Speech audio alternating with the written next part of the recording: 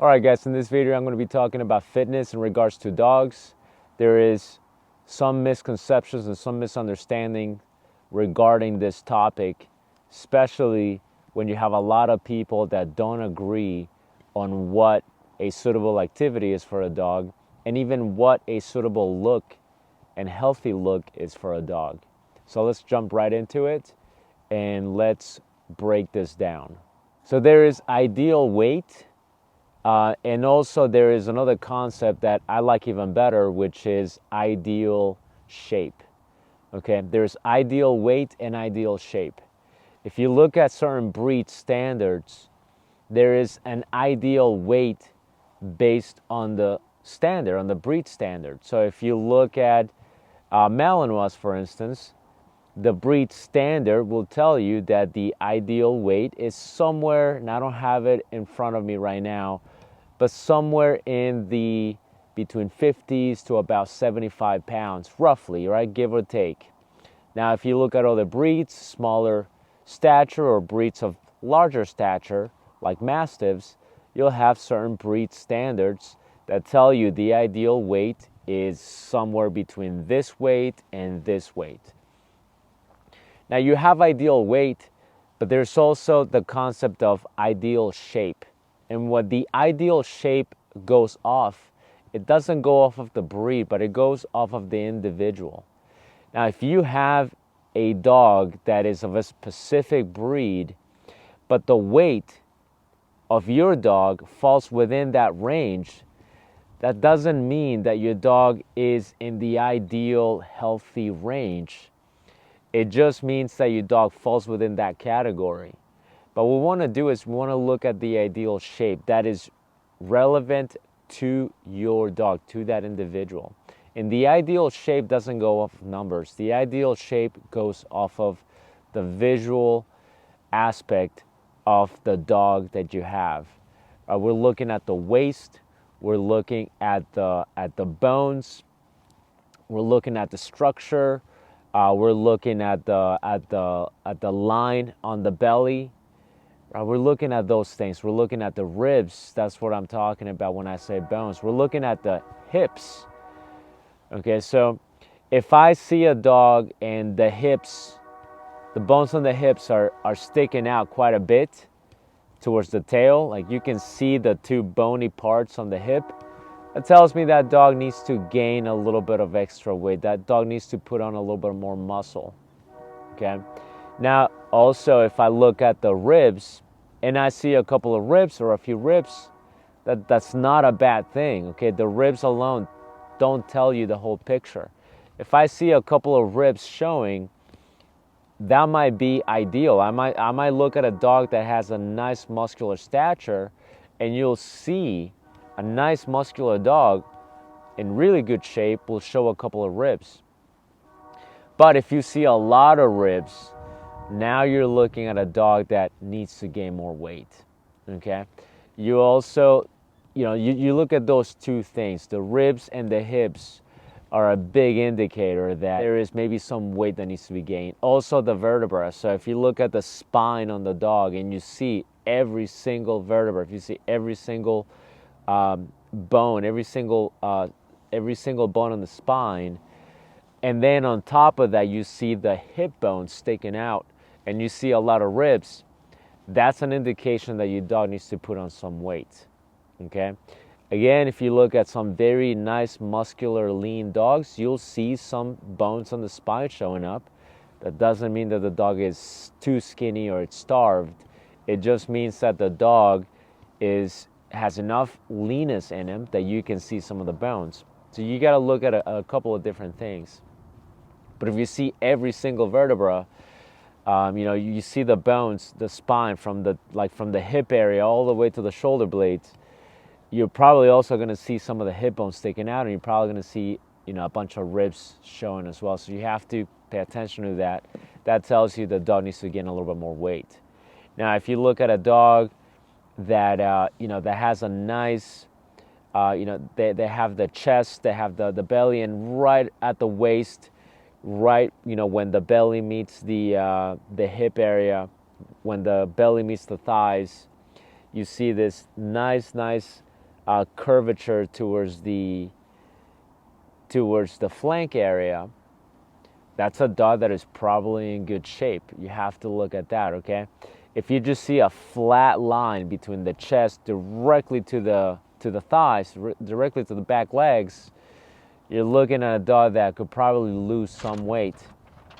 You want to see that nice curve going from the chest into the flank area to the legs. If it's straight, that dog probably could use some weight loss, probably get a little bit leaner.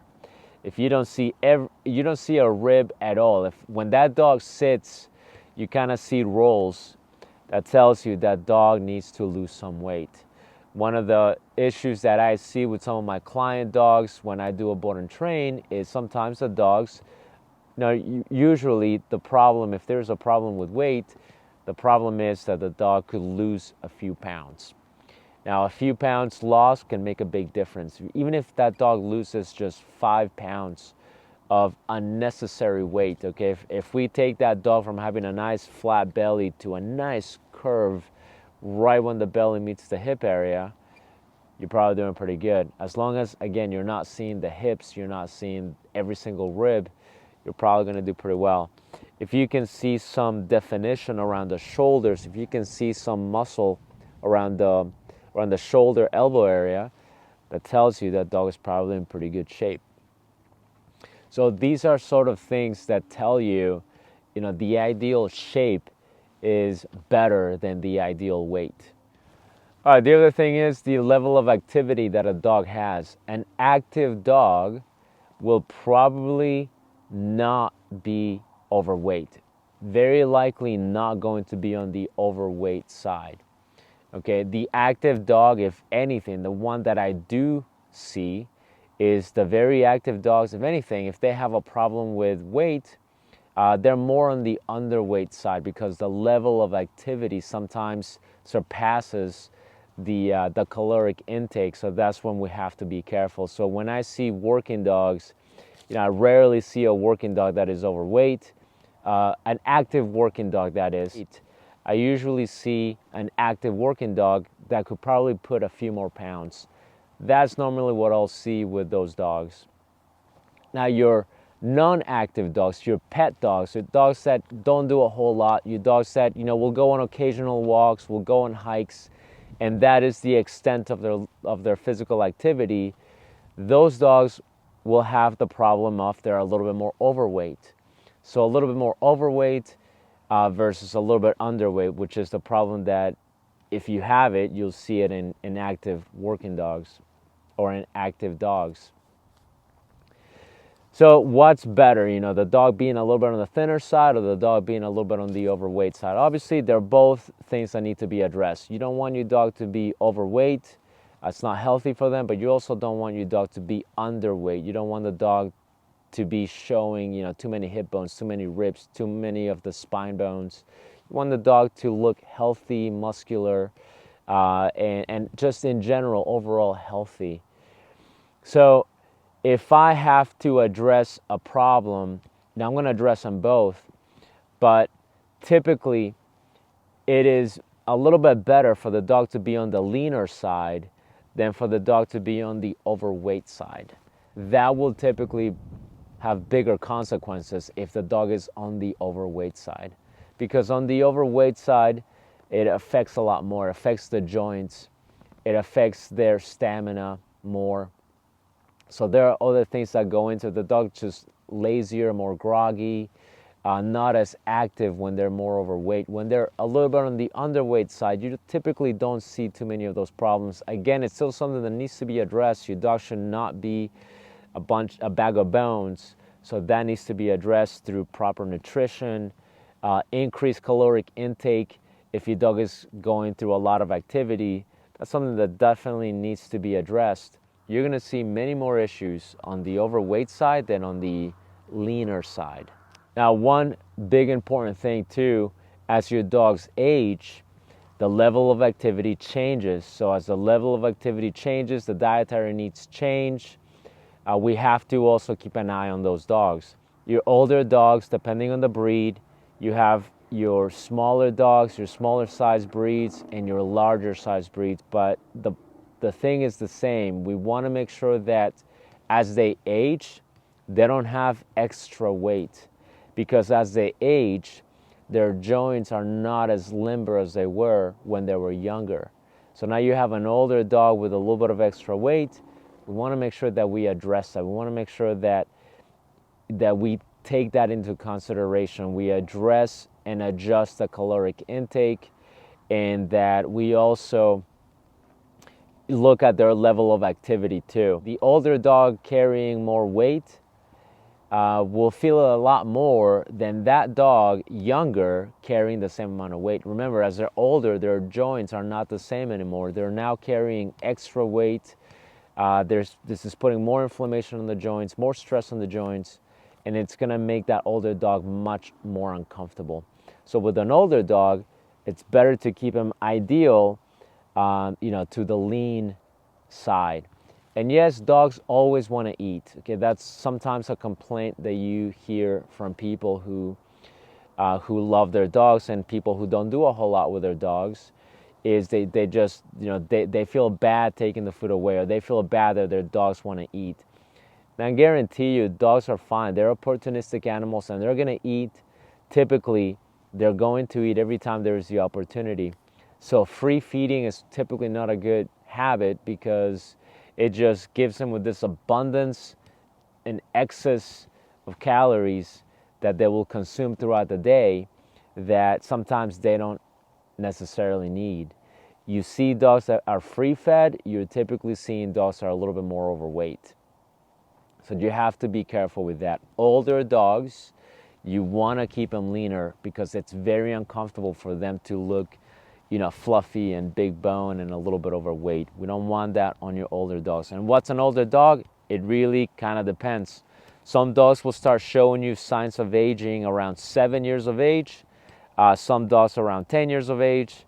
But safe bet is, 7 years and above, their joints is not as limber as they were when they were 2 or 3. So 7 years and above, you got to start paying a lot of attention to their weight because of their joints. You want them to have a good quality of life in their older years. All right, now speaking of fitness and the ideal weight, your active dogs, like your dogs that are constantly going out for hikes, working on the farm with the with the owners, the dog that is working at a competitive level, your dog that is very, very active. With those dogs, we also want to put focus on muscle building. Okay, muscle building will make everything so much better for them. It'll make it easier for them. They'll be more competitive. They will have the competitive edge. They will be more fit. Things will be a little bit easier for them when they're muscular versus when they don't have as much muscle mass. So muscle building, just like people, that is something that gets done in a calculated fashion. Your dog is probably not going to gain too much muscle by just kind of hanging out and going for walks on your yard and just sitting in the house. This is going to take some effort. Okay, so some of the effort would be along the lines of then playing tug, or them pulling on a harness, right? So instead of just walking on a heel all the time, if you do sessions where you put them on a pulling harness, okay, it's very important that it is a pulling harness, and they understand that on the pulling harness, they actually have to pull you. Now they're putting resistance as they're pulling you. You don't have to do anything crazy, anything fancy. You don't have to buy any expensive equipment. If you just get them a pulling harness, which is not even that expensive, don't get them a no-pull harness. It has to be a pulling harness. And all you do is you just have them walk and put a little bit of resistance, meaning they get to pull you a little bit. If you have them do this a few times a week, gradually in a manner that it is palatable for them, you don't want to kill them with it. But if you bring it up to them, little by little, until you start doing this very regularly, this engages their muscle building capabilities. Now they're actually pulling, they're having to exert effort, they're having to do this, and it's different than cardiovascular activity. You know, they're not running, they're actually pulling, they're actually putting resistance into the harness as they're pulling you. So muscle building is awesome. Now, if you're a person who does work with your dog in a competitive fashion, your dog is very active, you could, you know, put them on a, you know, on a harness, and put that harness, you know, on a sled or on a, you know, on a tire. Just, you have to make sure you have the proper harness if you're going to put something a little bit heavier on them. But that's something that can be easily be achieved. The other thing too that I do with competitive dogs, especially the dogs that do bite work, is I like to condition their necks. I like to condition their jaws, their face, because if they're doing bite work, if they're doing protection work, the more muscle they have here, you know, all in that area, the easier it's going to be for them, the less fatigue they're going to get, and obviously the stronger their bite is going to be. So that's something that you want to pay attention to. Now, how I do that is, I've made videos about this. You can make a dumbbell specifically for dogs. You can even buy 5-7 pound dumbbells for dogs. The other thing that I've done is I'll get a bite wedge, and I'll put like a couple of 2.5 pound weights in the bite wedge, inside the bite wedge. So in an area that they cannot get their teeth on, I'll strap it to one of the handles, put it right in the center so that it's nice and even, and then I'll have my dogs carry that bite wedge. So as they're carrying it, now they're engaging those muscles, they're carrying it, so they're also working their neck, and that will make them much fitter. That will also give them that strong muscular appearance, which will have a nice effect on the field when they're training and trialing. Now, when you're doing any sort of workout activity with your dogs, there is something important to say about safety. You want to be aware that when a dog is working out, you have to monitor this. You are the adult, you are the person, you are the person in charge of this evolution. You can't just, you know, let your dog go at it until they pass out, because now you're working them to failure, which means you could injure your dog. We don't want that. Injuring your dog will only be a setback to their well-being, which, you know, working out is the opposite of that. We want them to be better. We want to enhance their level of fitness. We want to enhance their quality of life. And just doing this carelessly will result in an injury, which will do the exact opposite. So safety is very important. If I'm going to put a pulling harness on my dog and I'm going to have him pull, I'm not going to have him pull a sled with like 50 pounds on it, because first of all, he probably won't even be able to. But if I force him and he's not used to it, now your dog's going to cramp up, your dog's going to pull something, and especially if you take their age into consideration, you have to be very aware. That's super, super important. Typically speaking, your young dogs, 14 months of age and under, okay, so puppies to about 14 months of age, the main level of activity and exercise that you want them to get is through running and walking. You really want to limit the jumping. You really want to limit a lot of heavy pulling and high impact stuff, because the younger they get to practice these things, the more it'll affect their longevity, the more it'll affect their life and their quality of life when they're older. You're putting a lot of stress on their joints when they're very young. They're not going to last. They're going to be very uncomfortable as they mature. So that's something that you want to be careful with. If you're one of these people that just, you know, will use and abuse your dog until they're 5, and then you'll retire them for the rest of their life, if that's something you want to do, go for it.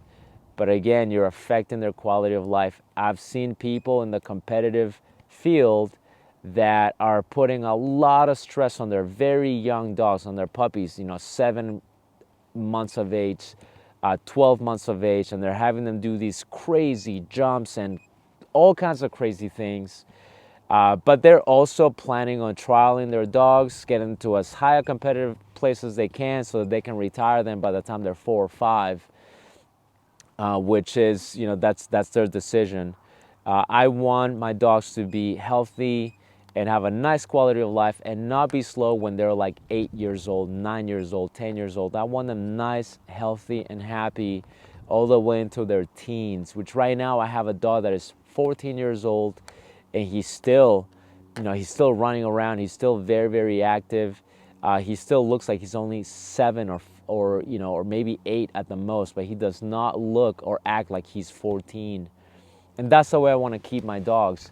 So to do that, limit the high impact and the high physical exertions when they're puppies all the way till they're about 14 months of age. Once they're about 14, 15 months of age, you're pretty sure now that their growth plates are fused, their body's now more adult. Now they can handle more high impact stuff. Now they can handle a lot of heavy pulling. They can handle high jumps, big jumps. Now they can handle weight vests.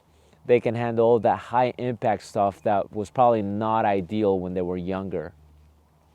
So safety is very important. Also, if you have an older dog and you want to now, you want to have your 7, 8-year-old dog, you want to get nice and fit, you want to make sure that this is also done safely. Remember, they're 7, 8 years old, and they maybe have been inactive for a good period of time. You don't want to right away go, well, you're not a puppy anymore, so let's put you on this sled, and let's put your weight vest on and just have you just pull like crazy. Because again, now you're dealing with an older dog that hasn't had activity in a period of time.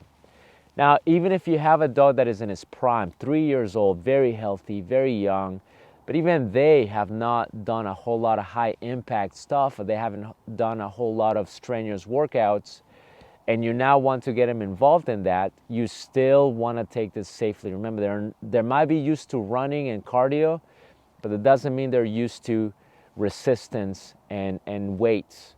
So with that, you always want to bring them up. So if it's a pulling harness, a little bit of pulling at first.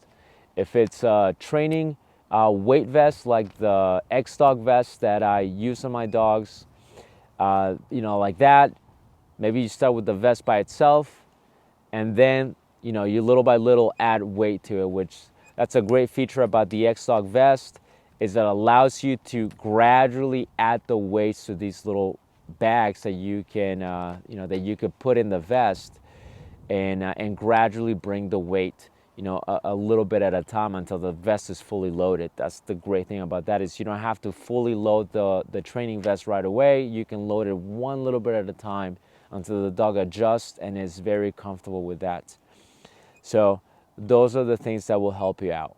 Also, another big key component in exercising your dog is proper nutrition and hydration. Okay, proper nutrition. If you want to do this if you want to put your dog in a workout regimen and keep him on that very, very cheap dog food that you find on the stores for super, super low, low prices, and you're getting the best deal for your money, you have to be careful with those, because a lot of these dog foods don't have very high nutritional value. You don't want that. You want to make sure that if your dog's going to be working out, if your dog's going to be exercising a lot and building muscle, building stamina, you have to put him on a good dog food. I have seen dog foods, and I've seen it and I've experienced it myself. I'm going to be very honest with you, where the food is not even that bad. It's a decent food, but it's on the lower scale, on the lower end. And I'll switch, one of my dogs to it. And when I have done that, what I've noticed is, even if they eat the same amount of food as before, the fact that this new dog food has lower nutritional value, the dog will actually start losing weight, because it's the same amount, but it has less nutritional value. So a lot of fillers, not good for your dog, not if they're athletes. So if you're noticing that you're feeding your dog a lot and they're not putting on the weight, maybe they don't have diarrhea, maybe they have diarrhea, okay, any combination of that, but they're really not putting weight, it's time to reevaluate your decisions when it comes to buying the right dog food for your dog. You want to make sure that you use something that is of good quality and something that is nutritionally valuable to your dog. It doesn't have to be the most expensive dog food, although some people will argue with that, and some people will tell you, you have to feed one of these foods. You have to feed raw, you have to do this, that, and the other.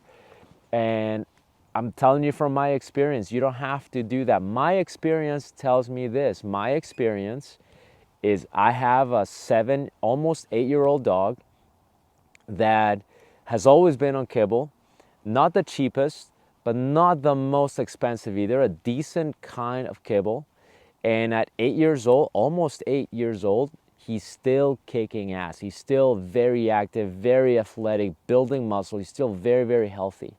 And I also have a 14-year-old dog that, again, like I told you a moment ago, is very healthy, looks very young, and it actually even looks younger than some dogs that are sometimes even half his age, that are on very expensive diets and even eat raw.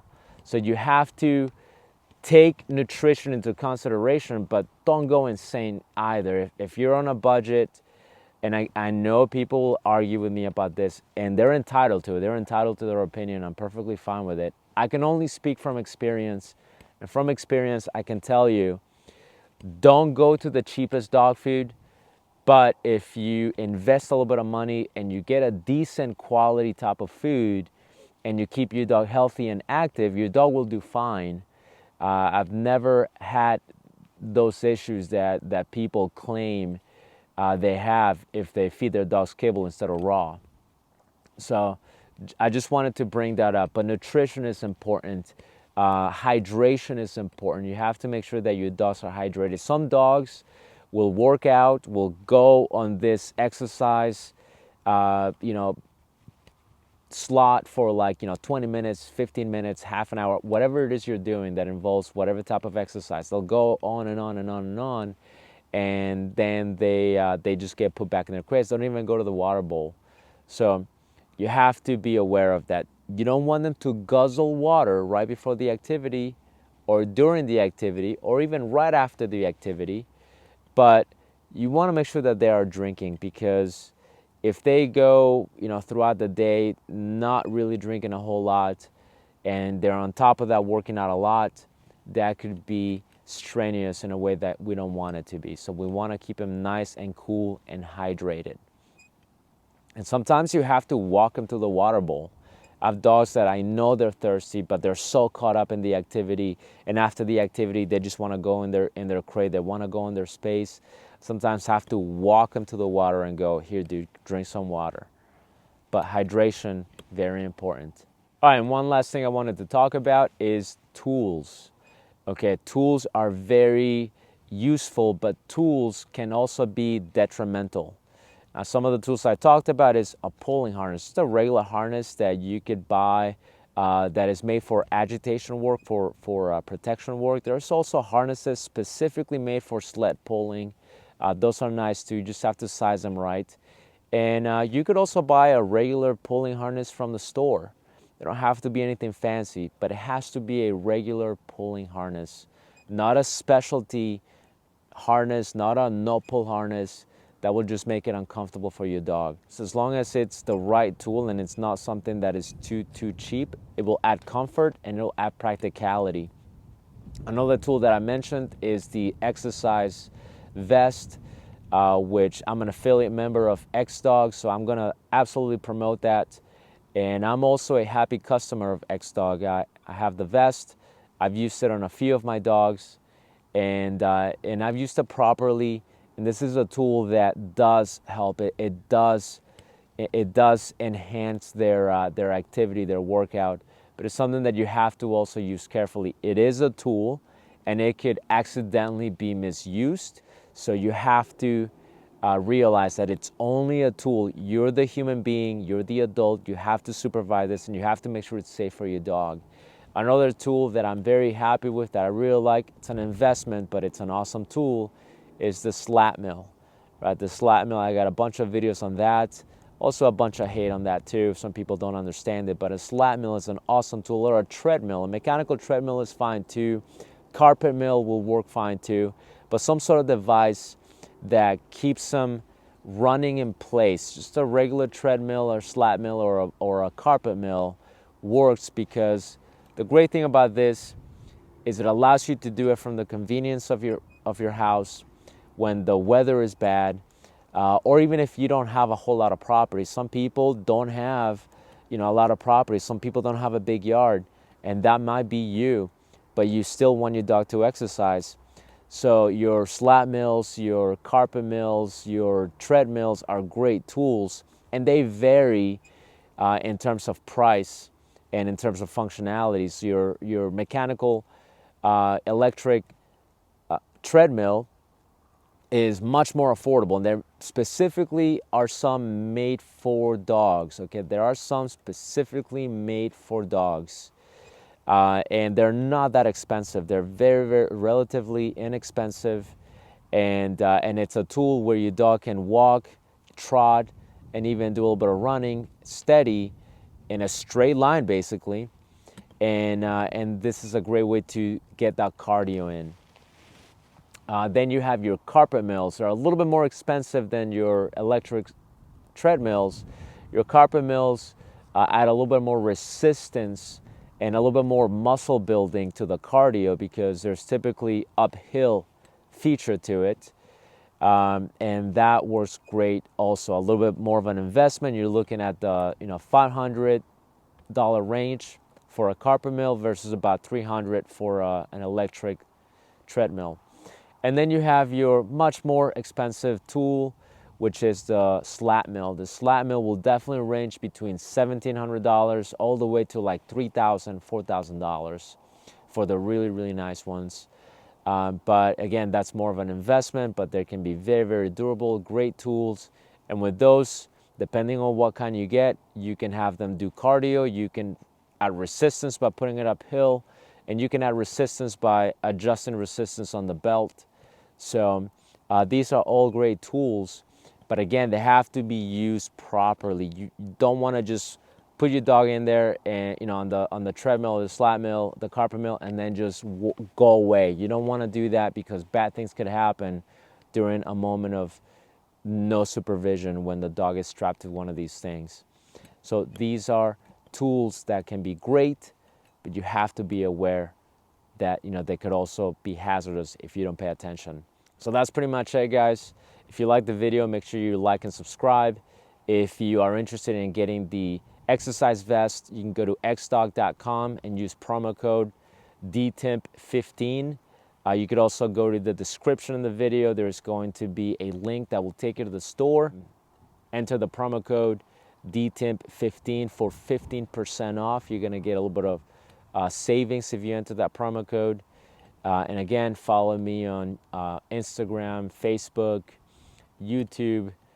Check out the podcast, Dog Training is My Passion, and you can find that on your favorite podcast platform.